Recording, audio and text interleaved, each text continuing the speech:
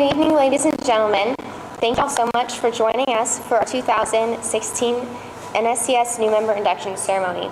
Before we get started with our induction ceremony tonight, I just want to address something that happened on our campus today that I'm sure at least all of our students are familiar with. We had, there was a shooting off campus where a gentleman actually passed away, and then the shooter came running to our campus. The whole campus was on lockdown, and it was a little crazy. So thank y'all for coming in light of all of that.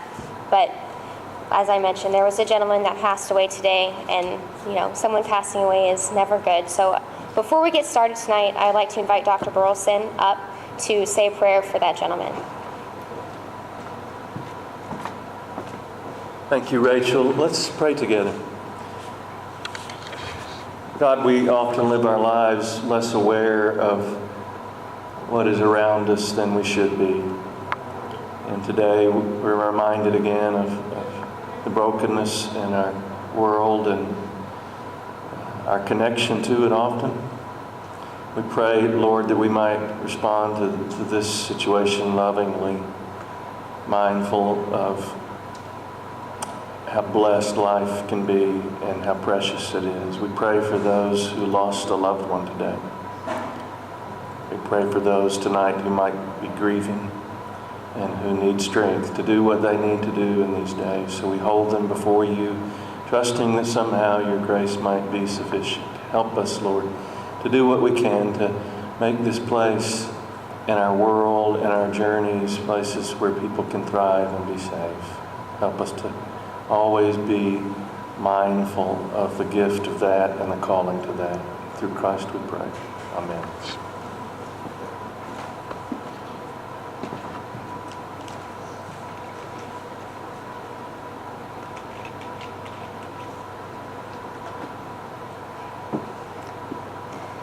In light of everything that's happened today, it puts a little bit of perspective into everything, but it still lets us celebrate. So I'd like to once again welcome you all to our wonderful celebration tonight. I am so excited. We are all so excited that you all could be with us. So before we get too much more into it, I want to introduce you to all of our officers. They are part of what makes our chapter so awesome. So we're just going to take a minute, and each officer is going to come up and introduce themselves so you get to know them a little bit better. So I'll go ahead and start. And like I said, my name is Rachel Vandenberg, and I'm our chapter president. I'm an accounting and finance double major from Austin, Texas. And two fun facts about me are that one of them is that I'm engaged, and my fiance is actually with us tonight. He's our camera guy and honorary NSCS member. So thanks for all your help, Thomas. And my other fun fact is that my two best friends are in this club. So I put two pictures. So I put two pictures up there because I didn't want to have to decide, do I put one of my fiance and I up or one of me and my friends? So there you go. So Ruru, would you like to come up? Hey all, my name is Ruru Idahosa. I'm a senior biology major. I'm from Horseheads, New York. Interesting fact about me, I've lived in about 3 different countries and equally as many states in the U.S. So I love having that diverse bank to reach into and just offer that perspective to different people. I'm executive vice president and chair of the social media page. So I'm responsible for sending a lot of posts on Facebook or whatnot. And this is my 3rd year with NSCS, and I'm grateful for the experiences I've had. Hi, I'm Brittany. I'm the secretary and treasurer, so I do like attendance and with the roster and that sort of a thing. And as treasurer, I do t-shirts and I collect money for them and all that fun stuff. I'm a political science major. I'm a junior, and I'm actually from Petaluma, California. And my two fun facts are that when I was a kid, I found a 4-leaf clover, and I love to travel.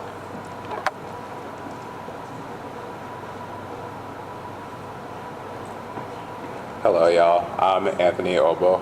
I'm from Houston, Texas. I'm a senior biology major, and I am our service president. So I usually coordinate service events on campus, off of campus, and get some of our members to participate in them. And one fun fact about me I was born left-handed, but I am now right-handed.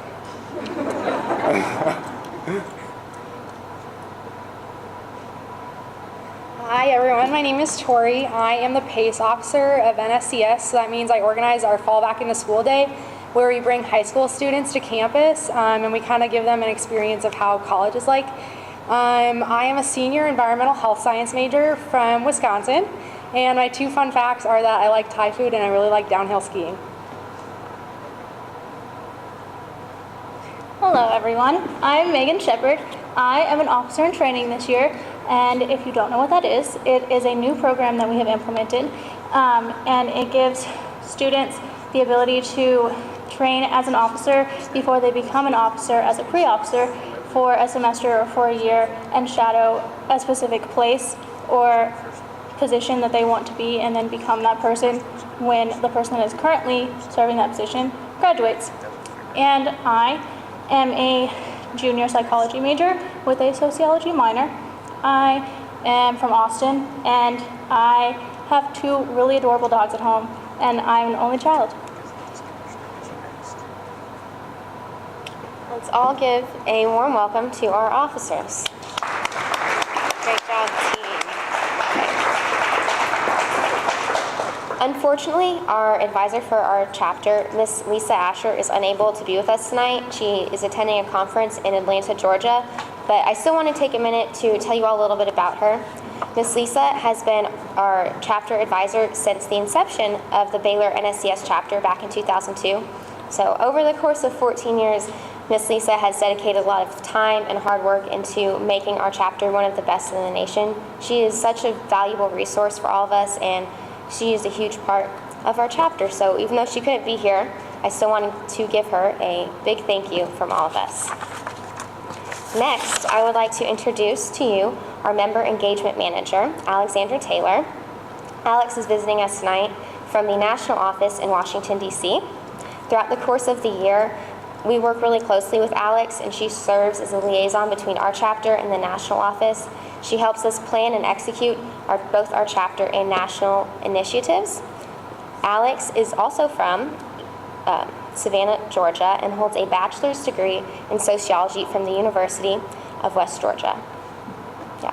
Having Alex here with us tonight is such a big honor. As I'm going to talk about in a few minutes, our chapter was recently awarded the Platinum Star Status Award, and one of the perks of that is having her with us tonight. So let's give a warm welcome to Alexandra Taylor.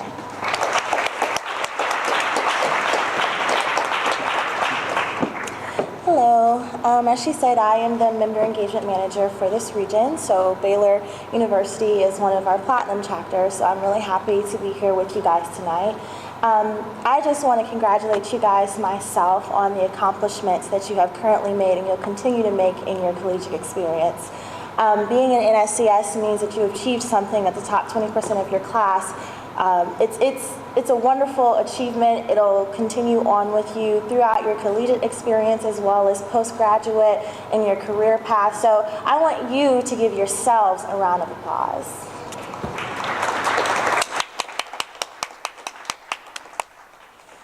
I'm just really happy to be here with you guys. I won't talk long. I'm just really proud of the lengths that your officers have gone to provide such a wonderful evening for you guys. They told me about the tragedy that was going on your campus today, and I really appreciate the prayer that you gave us at the beginning of the ceremony. So that was really touching to me as well. So again, I'm just happy to be here, and congratulations to everyone, and congratulations to all the loved ones who are here to be able to celebrate this wonderful achievement of the students. So thank you for being here as well. Thank you.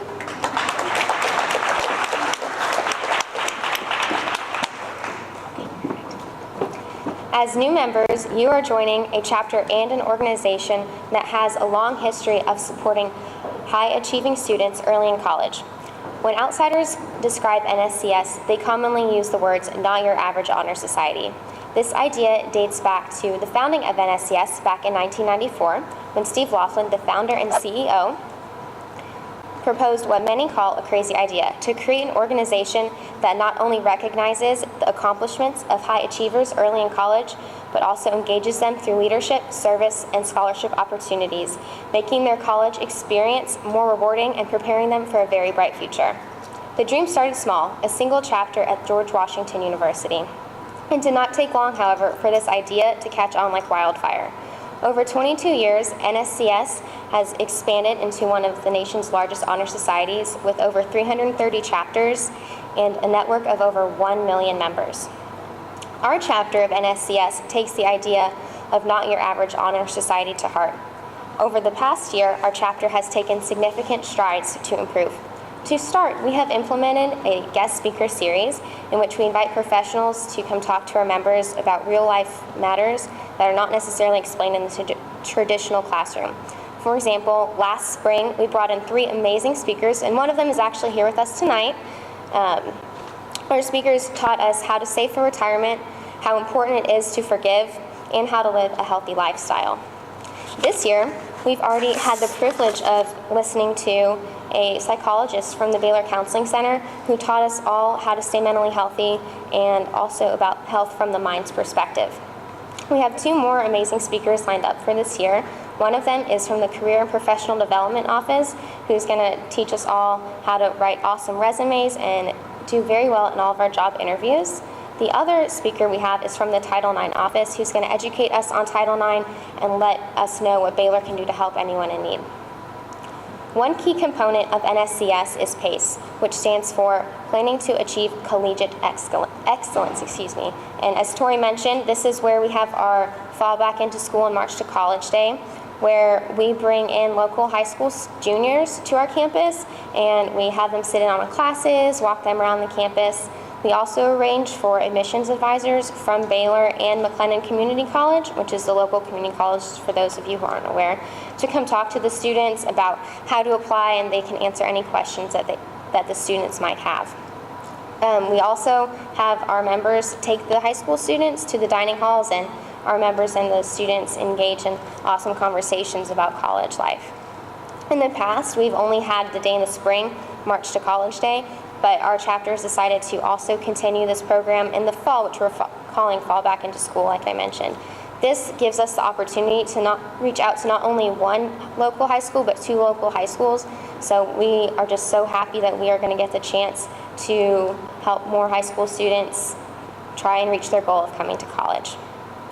All of these changes that we've implemented have been such a huge success.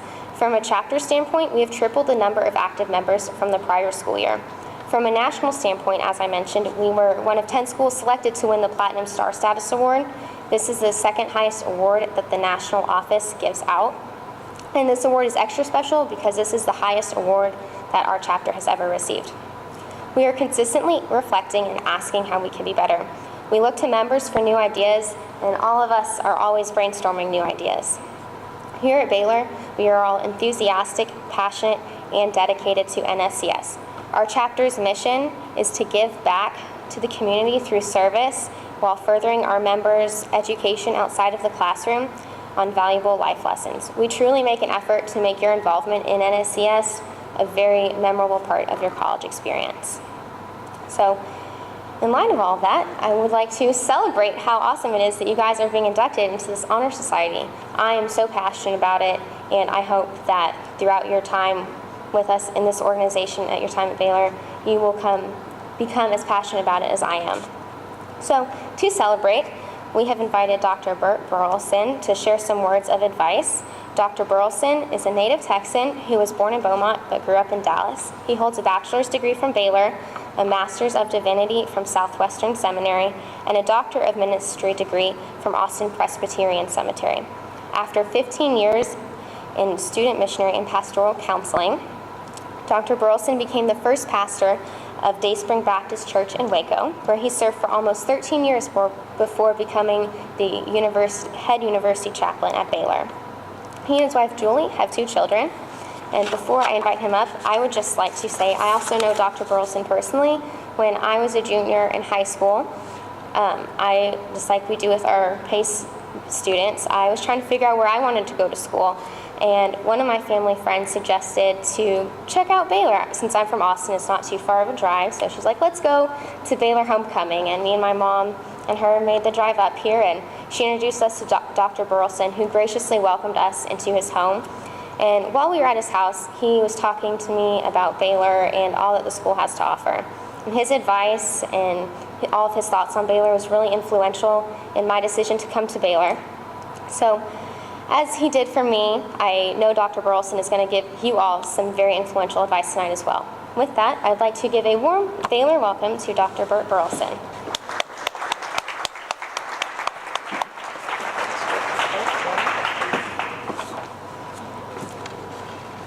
When things happen like they did this afternoon, or maybe you read the paper, I don't know about you, but my soul can kind of dip a little bit, but it doesn't take long being around Baylor students and the gifts that God has placed in their keeping and the blessing that they are to us here, to feel your hope rise again and be reminded and convicted of the beauty that is in this world. And I'm so thankful to get to be here with you tonight and get to be with some scholars and scholars in the making.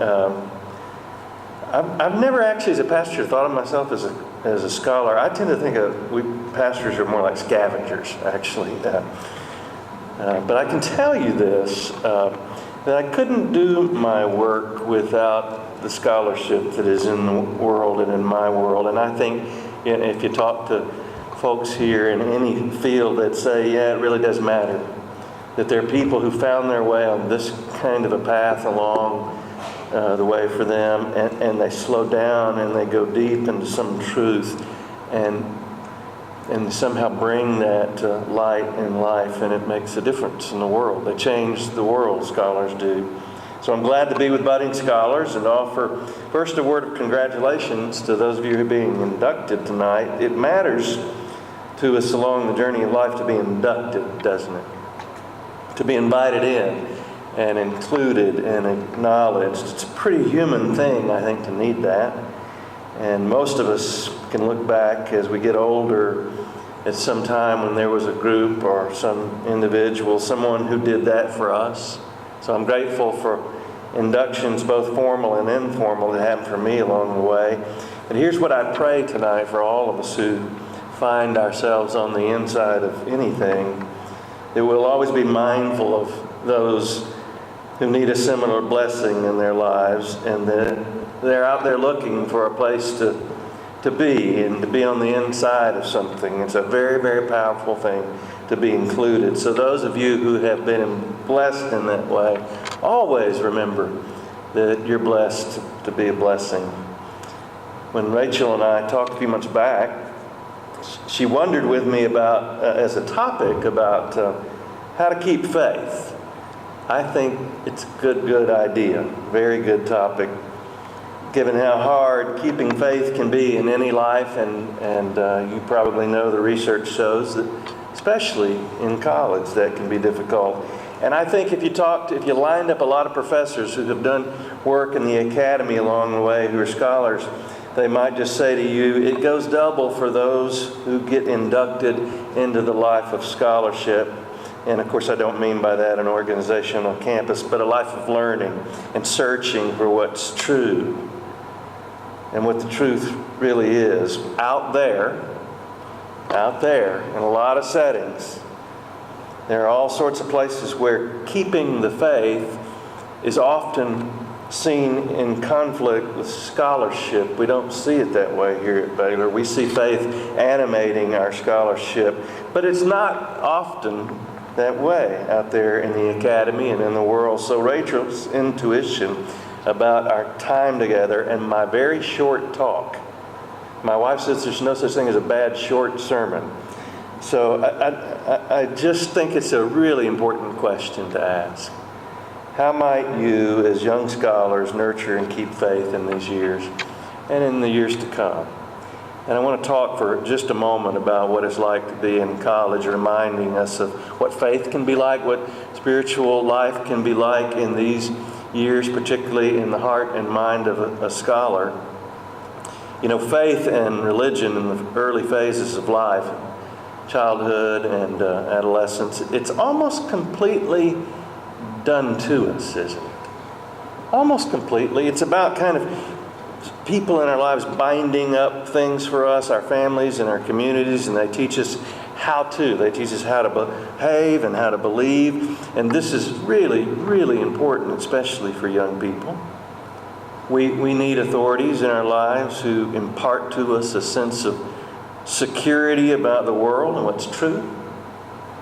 We need very clear understanding offered to us about what is right and wrong, and we need communities that inspire us to do things that are right and to be good and do good things. And we need challenges and we need expectations in our lives to be, I want to say, orthodox, right?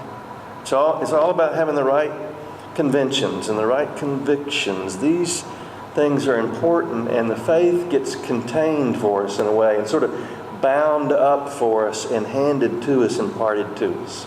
Maybe you remember in the book of Deuteronomy, the Jewish people received a command from God about their very central truth, the Shema.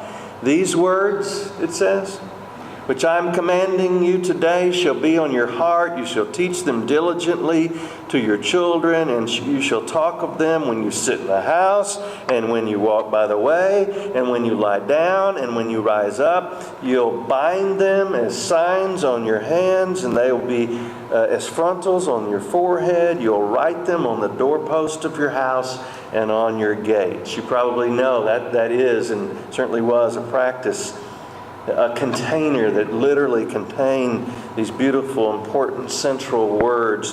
They were bound literally here and here and here.